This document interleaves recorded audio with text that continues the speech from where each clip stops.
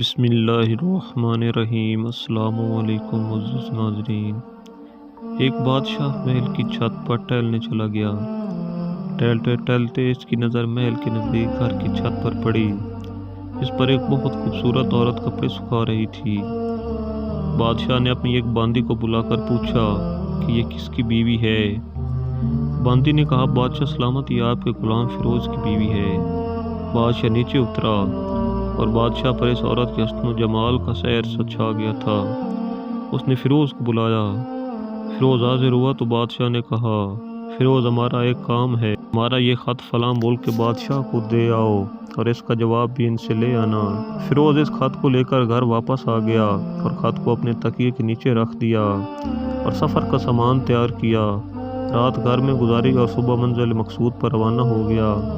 اس بات سے لا علم کہ بادشاہ نے اس کے ساتھ کیا چال چلی ہے۔ ادھر فیروز جیسے ہی نظروں سے اوجھل ہوا تو بادشاہ چپکے سے فیروز کے گھر پہنچا اور آہستہ سے فیروز کے گھر کا دروازہ کھٹکھٹایا۔ فیروز کی بیوی نے پوچھا، کون ہے؟ بادشاہ نے کہا، میں بادشاہ ہوں، تمہارے شوہر کا مالک۔ تو اس نے دروازہ کھولا۔ بادشاہ اندر آ کر بیٹھ گیا۔ فیروز کی بیوی نے حیران ہو کر کہا، آج بادشاہ سلامت یہاں ہمارے غریب خانے میں؟ بادشاہ نے کہا، میں یہاں مہمان بن کر آیا ہوں۔ فیروز کی بیوی نے بادشاہ کا مطلب سمجھ کر کہا، میں اللہ کی پناہ چاہتی ہوں آپ کے اس طرح آنے سے، جس میں مجھے کوئی خیر نظر نہیں آ رہی۔ بادشاہ نے غصے میں کہا، اے لڑکی، کیا کہہ رہی ہو تم؟ شاید تم نے مجھے پہچانا نہیں، میں بادشاہ ہوں، تمہارے شوہر کا مالک۔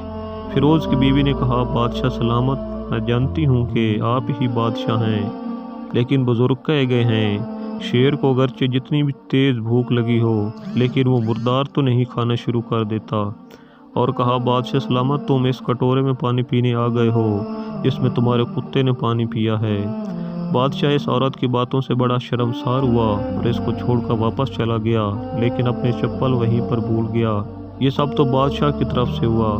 اب فیروز کو آدھے راستے میں یاد آیا کہ جو خط بادشاہ نے اسے دیا تھا وہ تو گھر پر ہی چھوڑ آیا ہے، اور اس نے گھوڑے کو تیزی سے واپس موڑا اور اپنے گھر کی طرف لپکا۔ فیروز گھر پہنچا تو تکیے کے نیچے سے خط نکالتے وقت اس کی نظر پلنگ کے نیچے پڑے بادشاہ کی چپل پر پڑی جو وہ بہت جلدی میں بھول گیا تھا۔ فیروز کا سر چکرا کر رہ گیا اور وہ سمجھ گیا کہ بادشاہ نے اس کو سفر پر صرف اس لیے بھیجا تاکہ وہ اپنا مطلب پورا کر سکے۔ فیروز کو بھی کچھ بتائے بغیر چپ چاپ گھر سے نکلا۔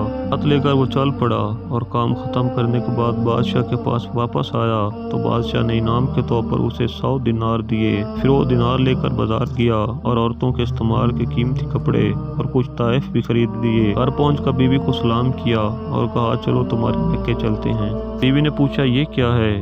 کہا، بادشاہ نے انعام دیا ہے اور میں چاہتا ہوں کہ یہ پہن کر اپنے گھر والوں کو بھی دکھاؤ۔ بیوی نے کہا، جیسے آپ چاہیں۔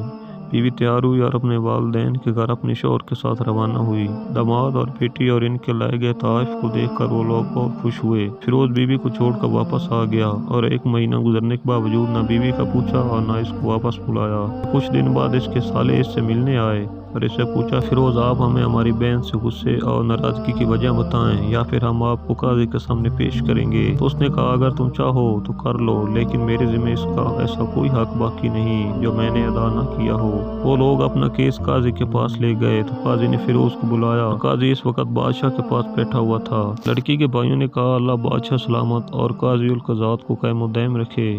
قاضی صاحب، ہم نے ایک سالسا باغ درخت پھلوں سے بھرے ہوئے اور ساتھ میں میٹھے پانی کا کنواں اس شخص کے حوالے میں دیا تو اس شخص نے ہمارا باغ اجاڑ دیا، سارے پھل کھا لیے، درخت کاٹ لیے اور کنویں کو خراب کر کے بند کر دیا۔ قاضی فیروز کی طرف متوجہ ہو کر پوچھا، ہاں تو لڑکے، تم کیا کہتے ہو اس بارے میں؟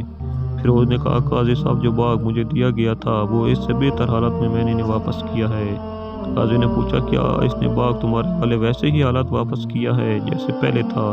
انہوں نے کہا، ہاں ویسے ہی حالت میں واپس کیا ہے، لیکن ہم اس سے باغ واپس کرنے کی وجہ پوچھنا چاہتے ہیں۔ قاضی، ہاں فیروز، تم کیا کہنا چاہتے ہو اس بارے میں؟ قاضی صاحب، میں نے باغ کسی بغض یا نفرت کی وجہ سے نہیں چھوڑا، بلکہ اس لیے چھوڑا کہ ایک دن میں باغ میں آیا تو اس میں نے شیر کے پنجوں کے نشان دیکھے تو مجھے خوف ہوا کہ شیر مجھے کھا جائے گا، اس لیے شیر کے اکرام کی وجہ سے میں نے باغ میں جانا بند کر دیا۔ بادشاہ جو ٹریک لگا یہ سب کچھ سن رہا تھا اور اٹھ کر بیٹھ گیا اور کہا، فیروز، اپنے باغ کی طرف امن اور مطمئن ہو کر جاؤ، واللہ اس میں کوئی شک نہیں کہ شیر تمہارے باغ آیا تھا، لیکن وہ وہاں پر نہ تو کوئی اثر چھوڑ سکا اور نہ کوئی پتا توڑ سکا، نہ ہی کوئی پھل کھا سکا۔ وہ وہاں پر تھوڑی دیر رہا اور مایوس ہو کر لوٹ گیا، اور خدا کی قسم میں نے کبھی تمہارے جیسے باغ کے گیٹ لگے مضبوط دیواریں نہیں دیکھیں۔ فیروز اپنے گھر لوٹ آیا اور اپنی بیوی کو بھی واپس لے لیا۔ نہ تو قاضی کو پتہ چلا اور نہ ہی کسی اور کو کہ ماجرا کیا تھا۔